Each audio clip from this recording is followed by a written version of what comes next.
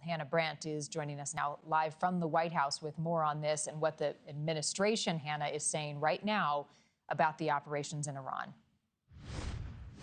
Marni, whatever it takes, that's the line you said. That's the line we're hearing from this administration over and over again. They're emphasizing they are not going to set any limits on the timing of this operation or on the president's military options as it goes forward.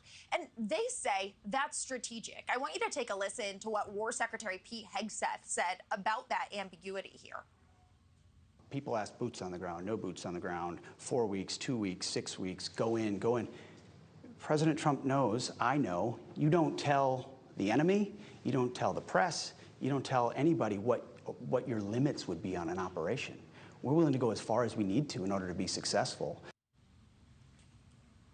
But of course, one of the biggest things Americans are focused on here is whether we will see U.S. troops on the ground in Iran. President Trump has left the door open to that possibility, also saying he specifically may send in special forces to seize Iran's uranium. He told reporters over the weekend, essentially everything is on the table. And we're just over a week into this operation now. The Pentagon saying the U.S. is winning this fight decisively. CENTCOM says in total, the U.S. has struck over 3,000 targets in Iran. That includes places like missile sites and military headquarters for the Islamic Revolutionary Guard. And they say they've damaged or destroyed 43 Iranian ships. But this, of course, comes as the human cost of the conflict grows. You just noted, we learned over the weekend that a 7th U.S. service member was killed in action. That announcement coming just a day after we saw the president honor that solemn, dignified transfer of those other 6 fallen troops alongside other members of his administration. But when the president was asked if that loss and that processional made him feel differently about the conflict, he said, not at all. He told ABC News in a phone interview that, in fact, when he met with the parents of those fallen service members, what they asked of him was to win this war on behalf of their children, Marni. I know they won't give specifics on how close they are to achieving the mission, but what are they giving in terms of a progress report?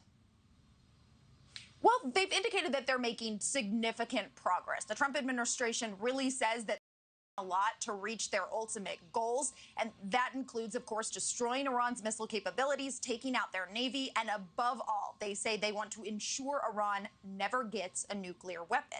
Here's how we heard Secretary of State Marco Rubio describe where the U.S. stands on all of this just a short while ago this morning.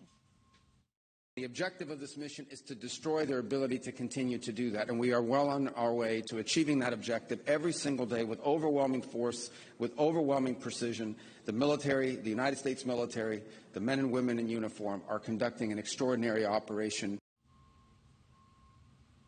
And Rubio making the administration's case here that ultimately they say the world will be a safer place when this operation is complete, Marni.